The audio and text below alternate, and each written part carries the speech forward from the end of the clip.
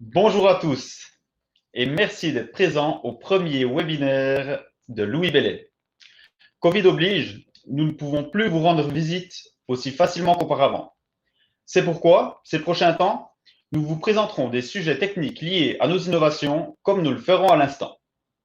Bonjour, aujourd'hui, mon collègue Loïc Yerli et moi-même allons vous présenter une innovation chez Louis Bellet, la 1620F, une fraise de superfinition dédiée à l'usinage des aciers inox.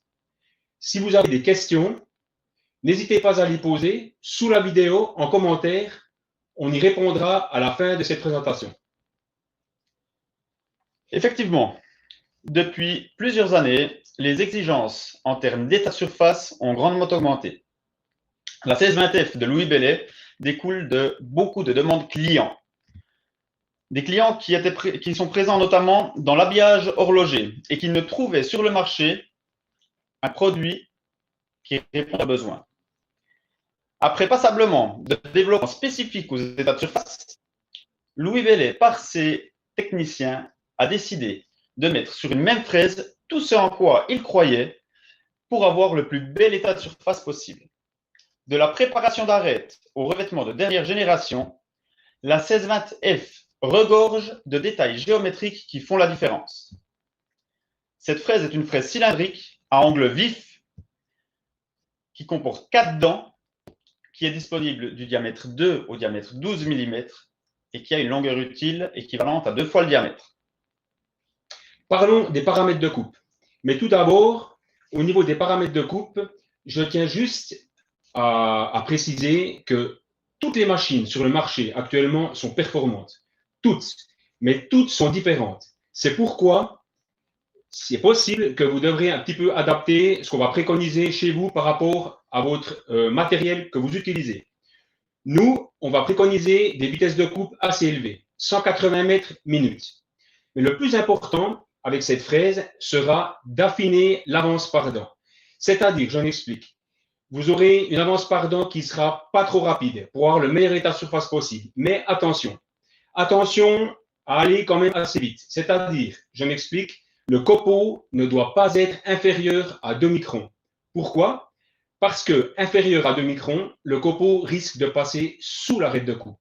Et s'il passe sous l'arête de coupe, dans le jargon, on va dire que votre fraise, elle va faire du patin. Donc, c'est néfaste. Au bout de 200-250 pièces, vous risquez d'avoir de la matière collée, même avant, et la durée de vie de cette fraise sera largement diminuée. Donc, attention à l'avance par dent. Au niveau des surépaisseurs, pour le passage de la fraise, on peut laisser 5 centièmes en flanc, 5 centièmes en fond, donc en AE et PE, et AP, pardon, et sur la longueur utile, donc vous pouvez travailler sur toute la longueur utile. Si vous faites un contournage, par exemple, ça ne pose pas de problème. Et maintenant, parlons peut-être d'un exemple concret. Ici, nous avons une pièce de forme qu'on pourrait apparenter à un maillon de bracelet légèrement agrandi. L'essai a été réalisé chez nous sur notre Vimain Macodel 401S. Paramètres de coupe, comme je le disais avant, 180 mètres minute. On tourne à 10 000 tours, 550 mètres par minute donc d'avance, avec une fraise de diamètre 6 mm. Sur la vidéo, on peut voir le contournage de cette fraise. On voit la fragmentation du copeau. On voit qu'elle est bonne.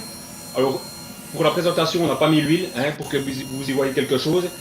Et le bruit, le régulier, on voit ici qu'on est dans de bons paramètres de coupe par rapport à une fraise de diamètre 6 mm. Voilà le résultat. Un état de surface superbe. Des RA oscillant aux alentours de 0,15, ce qui est exceptionnel pour du fraisage. D'où l'état de surface proche du polissage. Cet état de surface va vous permettre de moins polir, ce qui va vous permettre d'avoir des arêtes vives, de garder des arêtes vives sur vos pièces, ce qui est recherché. Vous pouvez aussi voir dans les deux photos présentées, à droite l'usinage 1620F, à gauche l'usinage avec une fraise standard, 4 dents, elle aussi, à isoparamètre. Avec la fraise standard, on constate de légères vibrations et surtout des stries horizontales quelque peu profondes.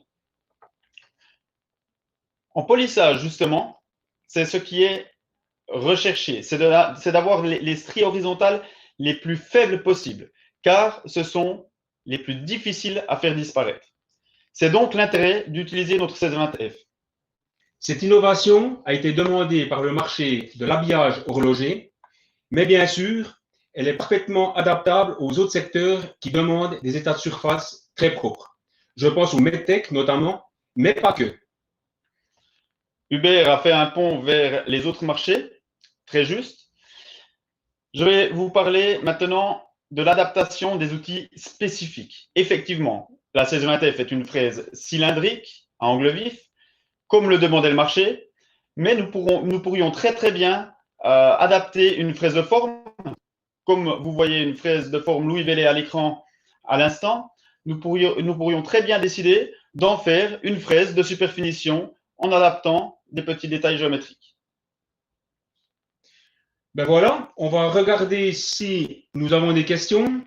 Pour le moment, je n'ai pas de questions. Si, c'est pas vrai, j'en ai 3 en fait. Est-ce qu'une semi-finition est obligatoire? Comme ça, je dirais non, c'est pas obligatoire. Après, bien sûr, c'est conseillé si on veut le plus bel état de surface. Je dirais que ça dépend quand même passablement de la qualité de votre ébauche, finalement. Si vous avez une ébauche qui est très propre, qui a mis peu de chaleur dans la matière, peu de tension dans la matière, une finition peut suffire. Mais si on recherche vraiment l'état de surface parfait, une semi-finition est conseillée. Je sais ce que tu en penses, Hubert. Ouais, moi, je suis assez partagé, je dois dire, quoi. Moi, je pense que rien que par rapport au temps de cycle, je pense qu'une bonne ébauche que vous changez assez souvent parce qu'il faut que ce soit quand même régulier, que la fraise, la 1620F, comment dire, est toujours la même charge en contournage, par exemple. Moi, je pense qu'une ébauche va suffire. Aussi par rapport au temps de cycle, qui est très important chez vous, évidemment, quoi.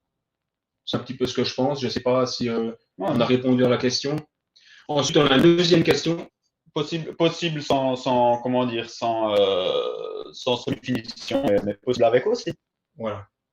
Ensuite, on a une deuxième question. La fraise peut-elle supporter plus de 5 centièmes de largeur de passe? Oui, bien sûr. C'est une fraise, on va dire, qui ne s'éloigne non plus pas trop d'une fraise standard. Mais en principe, elle va être utilisée, sa plus-value, elle est dans la superfinition. Ouais.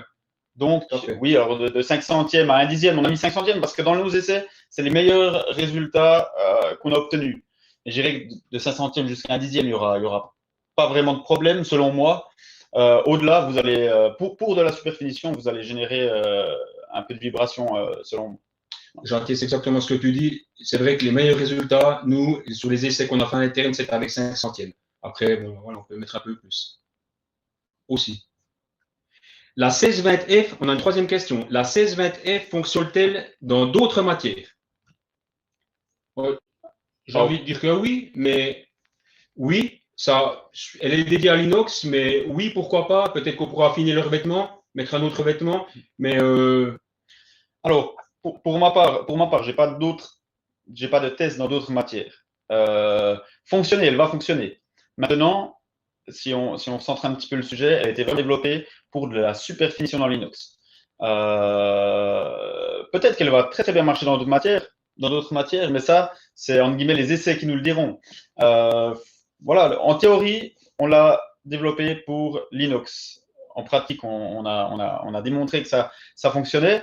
Maintenant, je pense qu'il faut essayer dans d'autres matières pour pouvoir juger. Parce que c'est vrai qu'on a développé une fraise dans le laiton qui convient très bien dans le titane, c'était un hasard. Mais justement, sans essayer, on s'empêche de découvrir la surprise. À essayer, c'est vrai. On se dépêchera aussi d'essayer chez nous dans d'autres matières, pourquoi pas.